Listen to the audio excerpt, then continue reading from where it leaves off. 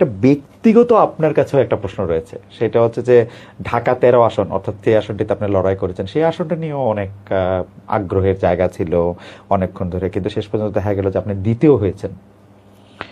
এইটার কারণ কি বলে আপনি মনে করেন? আপনি যদি প্রথমে জোটের ক্ষেত্রে আপনাদের পরাজয় আর আপনারটাও যদি আপনি একটু বলেন।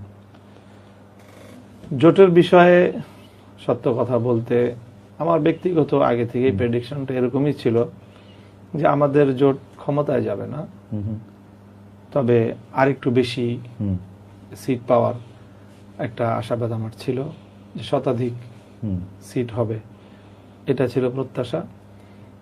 তো সেই হিসাবে আমি মনে করি যেই পরিমাণ সিট এসেছে সেটা একেবারে মানে অনেক বেশি, প্রত্যাশার চেয়ে অনেক বেশি ফারাক হয়েছে ব্যাপারটা এমন না, তবে কিছুটা ফারাক তো আছে, আর একটু বেশি প্রত্যাশা ছিল।